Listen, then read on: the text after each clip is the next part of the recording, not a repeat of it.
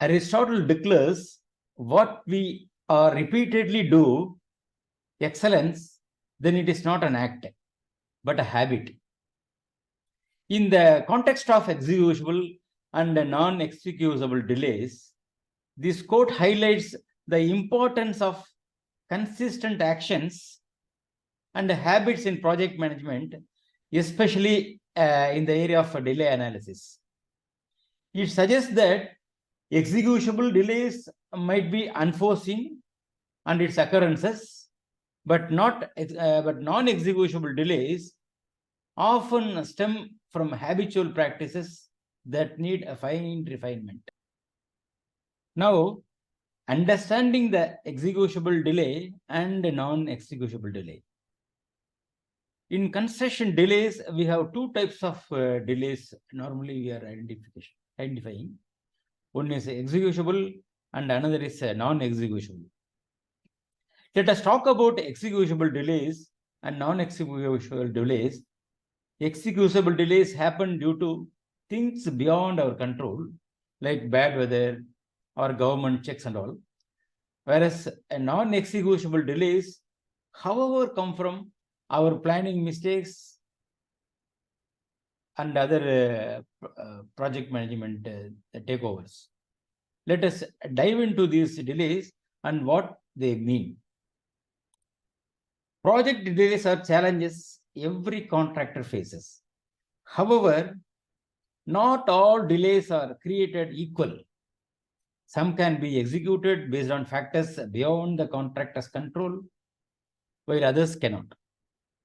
In our discussion, we will examine these two categories of delays, considering definitions and perspective from contractor's point of view. Executable delays. Let us start by looking at executable delays. These are delays that occur due to circumstances that are beyond the contractor's control. Think of them as suspected obstacles that have the potential to extend the project and its scheduled timeline, etc. Importantly, these delays might not necessarily be related to owner's actions. Now, non-executable delays. Now, let us switch over our focus on non-executable delays. Unlike their executable counterparts, this delay occurs within the contractor's sphere of control. They arise from factors like inadequate planning, mismanagement, or decisions made by the contractor. For instance, if the contractor fails to initiate subcontractors in timely manner, of course, resulting in project setbacks, this is considered as a non-executable delay. As far as non-executable delay is concerned, responsibility lies with contractors to plan these delays. It is vital for contractors to take ownership of such delays as they fall squarely within their realm of responsibilities. As far as non-executable delays concerned, responsibility lies with contractors to plan these delays. It is vital for contractors to take ownership of such delays as they fall squarely within their realm of responsibilities. Now, expert witness role. In the context of project disputes, our role as an expert witness is to provide an impartial analysis of events and facts. We act as a neutral agent, examining the details of objectively and preparing comprehensive reports. It is essential for us to remain objective, basing our conclusions on evidence rather than subjective options. This objectively ensures the credibility and reliability of our analysis, which is paramount in dispute resolution scenarios, avoiding objective, subjective shaping of claims. Attorney's role. Working alongside as or attorneys who advocates for their clients and their interest.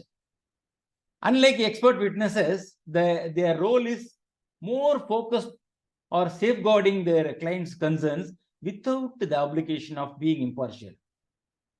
The differentiation underscores the collaborative nature of dispute resolution process. While we focus on the subject analysis of the facts, attorneys strategically advocate for their clients' best outcomes within the legal framework. Protecting clients' concern does not require fairness to opposing side, different role from expert witness. Now, contract specialist. Navigating the complex terrain of contracts requires expertise in contract interpretation, collaboration with the contract experts and attorneys. This is where contract specialists come into play. Collaborating with them and attorneys is crucial, especially when dealing with the legal matters and understanding the implications of specific contract classes. They help us unravel the intricacies of contractual language, ensuring our analysis align with the contractual framework. Now, the very, very important part, executable delays in contracts. When we dwell deeper into contracts, it is imperative to identify classes that define executable delays very particularly. These classes can vary so meticulously, contract examination is vital.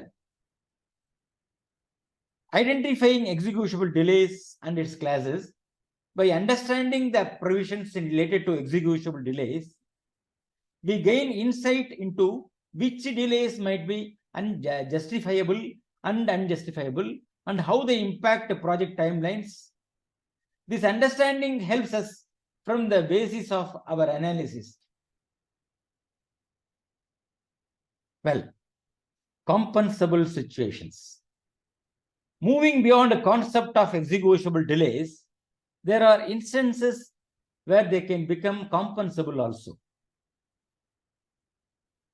This refers to situations where contractors seek reimbursement for incurred costs due to extended project timelines. Consider, for instance, the added expenses of maintaining the project site or resources during an extended period. Compensable situations arise when executable delays lead to additional financial burdens. Executable delays and compensation, extended general conditions, of course, documentation and adherence of contracts. Now, as you think, so you become. What is the summary here? To sum up our explanation of executable and non-executable delays has highlighted the intricate dance between project management, contractual obligation, and dispute resolutions. Excusable delays provide a safety net for the contractors against unforeseen circumstances, while non-executable delays underline the importance of effective planning and proper management.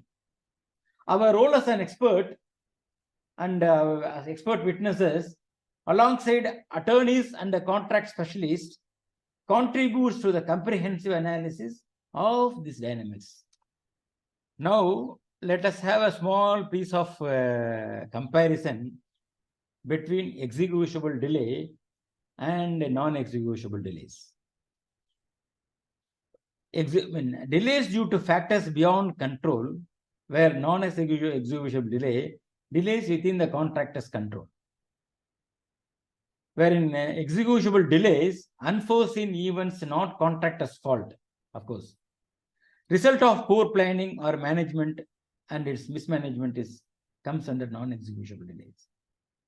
Whereas there are some examples for executable delays, adverse weather, government inspections, etc., etc. Whereas for the non-executable delays, there are a few examples: the subcontractor's delay and resource allocation, etc. Poor project management also. Wherein executable delays often leads to time extension, of course. whereas in the non-executable delays may not result in time extension, and of course maybe the LD also possibly applicable. Now, contractor's responsibility to mitigate in the executable delay, whereas in the non-executable delay, failure to mitigate could be unreasonable, unjustifiable also. In executable delay, generally no LD applicable, whereas in the non-executable delay, there are possibilities of LDs and or claims. Of course, it is geographical location and country wise, it is all it is subject matter. And coming to executable delays, even beyond contractor's anticipation, events beyond contractor's anticipation, whereas in the non-executable delay, contractor could have managed or this can be avoided. Yeah, before I wind up here and concluding this session, I want to express my gratitude for your time and engagement this day. I hope this presentation has shed light on some nouns of executable delays and non-executable delays in the construction world. As we continue to navigate these complexities, remember that understanding the contract legal context and objective analysis provided by expert witnesses is pivotal in resolving disputes and ensuring project success.